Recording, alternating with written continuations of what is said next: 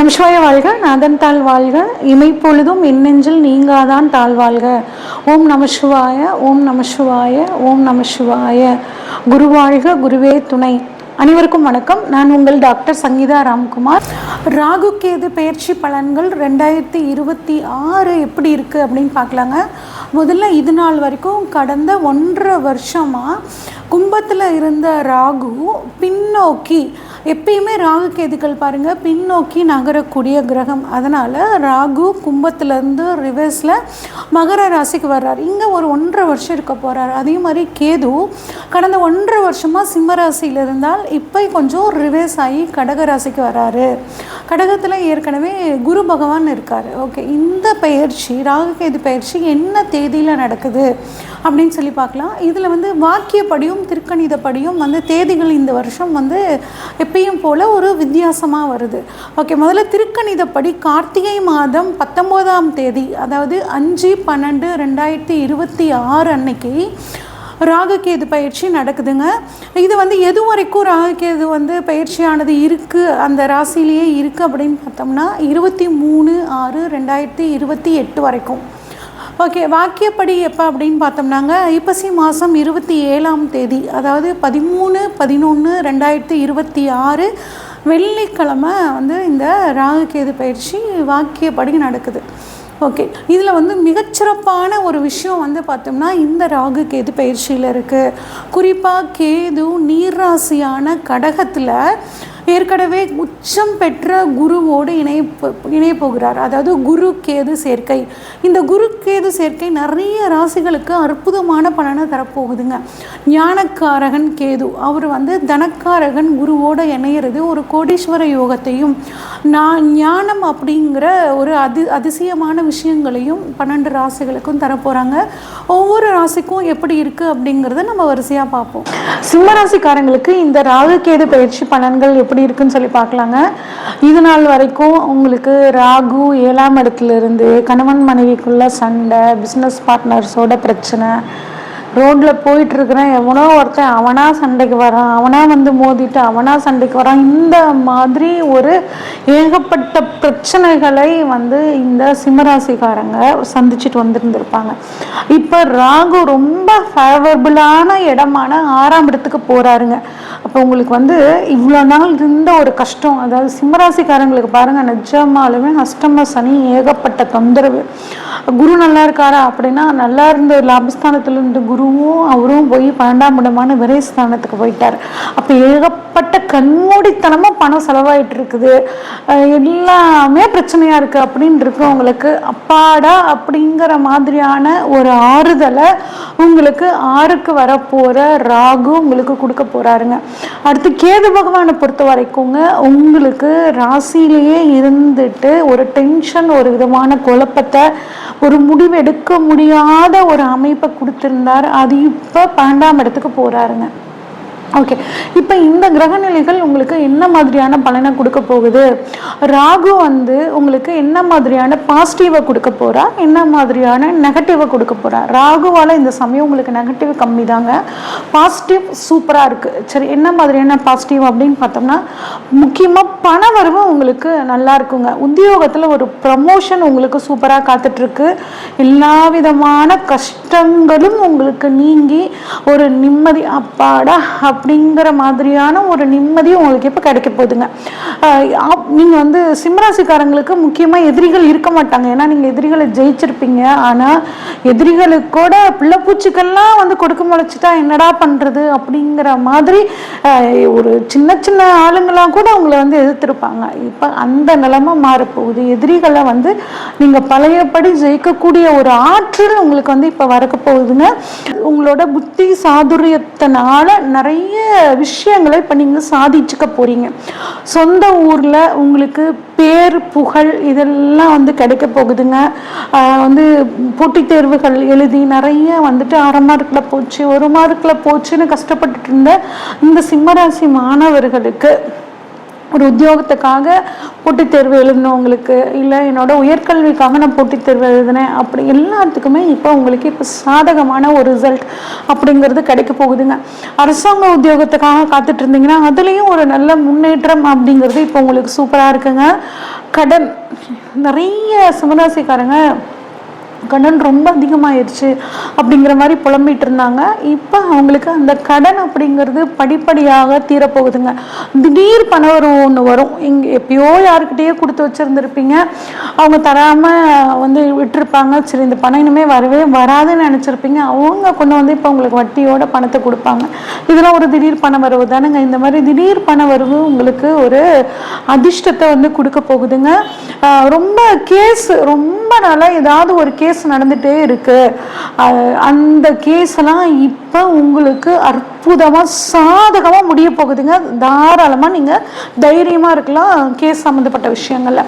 Okay, உத்தியோகம் அப்படிங்கும்போது உத்தியோகஸ்தானத்துல ராகு, உத்தியோகத்துல நீண்ட நாளா ஒரு இடமாற்றத்துக்கு காத்துட்டு இருந்தீங்கன்னா அந்த இடமாற்றம். அது மட்டும் இல்லாமல் ரொம்ப நாளாக நான் சின்ன வேலையில் இருக்கேங்க, ரொம்ப நாளாக என்னோட தகுதிக்கும் திறமைக்கும் தகுந்த மாதிரியான ஒரு வேலைக்காக நான் காத்துட்ருக்கேன் அப்படின்னா அந்த வேலை இப்போ உங்களுக்கு கிடைக்கிறதுக்கு ரொம்பவே சூப்பராக இருக்குங்க. ஓகே, இதெல்லாம் ராகுவோட உங்களுக்கு பாசிட்டிவ். இப்போ ராகுவால் என்ன மாதிரியான நெகட்டிவ் விஷயங்கள் நடக்க போகுது அப்படின்னு பார்த்தோம்னாங்க, புதுசாக வேலை கிடைக்கும்னு சொன்னோம், வேலையில் ஒரு நல்ல முன்னேற்றம் இருக்குன்னு சொன்னோம், ஒரு ப்ரமோஷன் வரும்னு சொன்னோம். ஆனால் இதெல்லாம் வரணும்னா நீங்கள் அதிகமாக ஒர்க் பண்ணினா தானங்க முடியும். அப்போ வேலை பளு அதிகரிக்கும். அப்போ இஷ்டத்தோட கஷ்டப்படுங்க, உங்களுக்கு வாழ்க்கையில் ஒரு நல்ல முன்னேற்றம் இருக்கும்.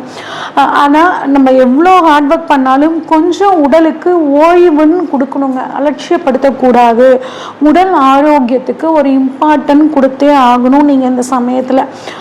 அதே மாதிரி நீங்கள் ஈஸியாக ஒரு ப்ரொமோஷன் ஆகுறது, எங்கேருந்தோ டிரான்ஸ்ஃபர் ஆகி வந்துட்டு இப்போ நம்மளையெல்லாம் அதிகாரம் பண்ணுறோம் அப்படிங்கிற மாதிரி உத்தியோகம் பண்ணுற இடத்துல உங்கள் மேலே போட்டி பொறாமல் இருக்கும்.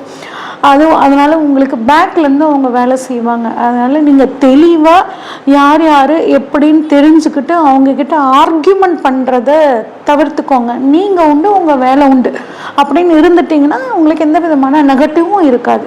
ஓகே, இது ராகுவால் கிடைச்ச பாசிட்டிவ் அண்ட் நெகட்டிவ்ஸ். ஓகே, அடுத்து கேதுவால் உங்களுக்கு என்ன மாதிரியான பாசிட்டிவ் விஷயங்கள் நடக்க போகுது, என்ன விதமான நெகட்டிவ் விஷயங்கள் நடக்க போகுது அப்படின்னு பார்ப்போம்.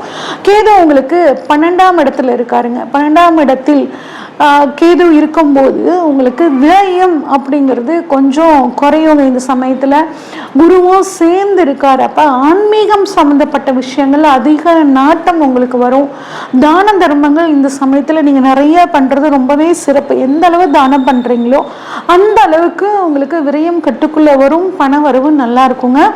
நீங்கள் நிறைய புனித யாத்திரைகள் போவீங்க, அதுவும் வெளியூர், வெளி மாநிலம், வெளிநாடில் இருக்கக்கூடிய கோவில்களுக்கெல்லாம் போயிட்டு வரதுக்கான வாய்ப்புகள் கூட இந்த சமயத்தில் இந்த சிம்மராசிக்காரங்களுக்கு கிடைக்க போகுதுங்க. நீண்ட நாளாக ரொம்ப நாளாக உங்கள் உடம்புல ஏதாவது ஒரு பிரச்சனை இருந்துச்சு அப்படின்னா அந்த பிரச்சனை இப்போ உங்களுக்கு ஒரு நல்ல ட்ரீட்மெண்ட் கிடைச்சி குணமாகறதுக்கான வாய்ப்புகள் சூப்பராக இருக்குங்க. ஓகே, இதெல்லாம் கேதுவோட பாசிட்டிவ்ங்க. அடுத்து கேதுவோட நெகட்டிவ் என்ன மாதிரியான விஷயங்கள்லாம் இருக்கும் அப்படின்னு பார்த்தோம்னா, செலவுகள் அப்படிங்கிறது குறையும் தான்.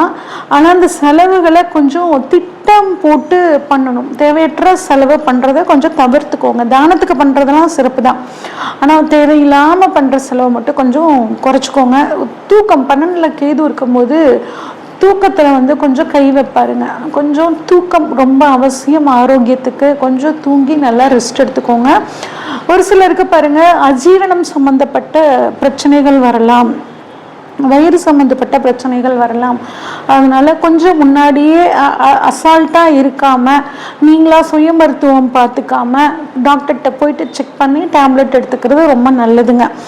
வெளிநாட்டு பயணங்கள் போகும்போதுங்க ஒரு சிறு தடை வரும். ஆனால் அந்த தடையை மீறி செகண்ட் டைம் ட்ரை பண்ணும்போது கட்டாயம் ஒரு சக்ஸஸ் அப்படிங்கிறது உங்களுக்கு கிடைக்கும்.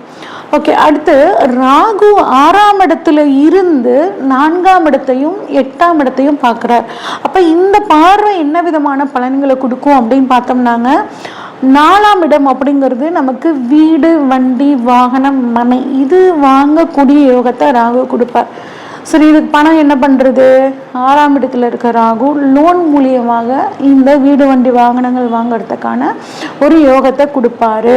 அதே மாதிரி ஒரு பாதியில் கட்டி அதுக்கு மேலே கட்ட முடியாமல் இந்த அஷ்டம சனியில் கஷ்டப்பட்டுட்டு இருந்தீங்கன்னா உங்களுக்கு நல்ல ஒரு ஃபினான்ஷியர் கிடச்சி அந்த வீடை நீங்கள் வந்து கட்டி முடிக்கக்கூடிய ஒரு யோகம் இருக்கும். உயில் சொத்து, அடுத்தவங்களோட சொத்து இந்த சமயத்தில் இல்லை உங்கள் அப்பா அம்மா உங்கள் பேரில் உயில் சொத்தாக எழுதுறதுக்கான ஒரு யோகம் உங்களுக்கு இந்த சமயத்தில் சூப்பராக இருக்குங்க. ஒரு திடீர் அதிர்ஷ்டம், திடீர் பணவரவு எல்லாமே ராகுவோட பார்வை உங்களுக்கு சூப்பராக பண்ணி கொடுக்கும். ஓகே, கேது 12ல் இருந்து 2ஆம் இடத்தையும் 10ஆம் இடத்தையும் பார்க்குறாருங்க. அப்போ என்ன பண்ணுன்னா, புதுசாக வாக்கு கொடுக்கறத தவிர்த்துக்கோங்க. நான் அதை பண்ணித்தரேன் இதை பண்ணித்தரேன்னு யாருக்கும் சொல்லவே சொல்லாதீங்க. உங்களால் முடிஞ்ச உதவிங்க பண்ணுங்க, அது வேற விஷயம். பேச்சில் வந்து பார்த்தோம்னா நிறைய ஆன்மீக நெடி வீசும். நீயா இப்படி பேசுகிற அப்படிங்கிற மாதிரி எல்லாம் கேட்குற மாதிரி ஒரு ஆன்மீகம் சம்மந்தப்பட்ட விஷயங்களை கொஞ்சம் அதிகமாக பேச ஆரம்பிப்பீங்க. குடும்பத்தில் வந்து பொறுத்த வரைக்கும் கொஞ்சம் விட்டு கொடுத்து அனுசரித்து போகிறது நல்லது. ஒரு சிலருக்கு பாருங்கள், பல் சம்மந்தப்பட்ட பிரச்சனை, வயிறு சம்மந்தப்பட்ட பிரச்சனை வரும். தொழிலில் முக்கியமான முடிவுகள் எடுக்கிறதுக்கு முன்னாடி ஒரு தடவைக்கு 2 தடவை யோசித்து செய்யுங்க, உங்களுக்கு ரொம்பவே சூப்பராக இருக்கும். ஓகே, இந்த 1.5 வருஷ காலத்தை நான் எப்படி இன்னும் சிறப்பாக நான் வந்து பண்ணிக்கலாம் அப்படின்னு கேட்டிங்கன்னாங்க, திருவோண நட்சத்திரத்தன்னைக்கு சீத்தாப்பழம் அல்லது விளாம்பழம் தானம் பண்ணுறது நல்லதுங்க. குறிப்பாக ஞாயிற்றுக்கிழமையில் சிவன் வழிபாடு பண்ணுங்க, கோதுமை உணவு தானம் பண்ணுங்க, சிவபுராணம் ரெகுலராக தினமும் படிச்சுட்டு வாங்க, உங்களுக்கு அனைத்து விதமான யோகங்களும் கிடைக்கும். நம்ம இது வரைக்கும் பார்த்ததெல்லாம் ராகு கேது பயிற்சிக்கான பொதுவான பலன்கள் தாங்க பார்த்தோம். உங்கள் சுய ஜாதகத்தில் ராகு எங்கே இருக்கார், கேது எங்கே இருக்கார், அது மட்டும் இல்லாமல் இப்போ ராகு வரக்கூடிய மகரத்தில் என்ன கிரகங்கள் இருக்குது, கேது வரக்கூடிய கடகத்தில் என்ன கிரகங்கள் இருக்குது, இதை பொறுத்தும் இந்த பலன்களில் வந்து சில சேஞ்சஸ் இருக்குங்க. இதை பற்றி நீங்கள் ராகு கேது பயிற்சி பலன்கள் உங்களுக்கு எப்படி இருக்கும் அப்படின்னு நீங்கள் தெரிஞ்சுக்கணுன்னா ஸ்க்ரீனில் தெரிகிற வாட்ஸ்அப் நம்பருக்கு உங்கள் ஜாதகத்தை அனுப்பிச்சு வைங்க. பார்த்துட்டு உங்களுக்கான ப்ரெடிக்ஷன்ஸை சொல்கிறேன். அது மட்டும் இல்லாமல் நம்மளோட அனுமன் அஸ்ட்ரோ அகாடமி சார்பாக ஆன்லைன் அஸ்ட்ராலஜி கிளாஸஸ் போயிட்டுருக்குங்க. விருப்பம் இருக்கிறவங்க நீங்கள் ஜாயின் பண்ணிக்கோங்க. நன்றி, வணக்கம். இந்த வீடியோ உங்களுக்கு பிடிச்சிருந்துச்சுன்னா லைக் பண்ணுங்கள், ஷேர் பண்ணுங்கள், கமெண்ட் பண்ணுங்கள். மறக்காமல் தெய்வீக தேடல் சேனலை சப்ஸ்கிரைப் பண்ணிடுங்க. பெல் ஐக்கானையும் கிளிக் பண்ணிடுங்க.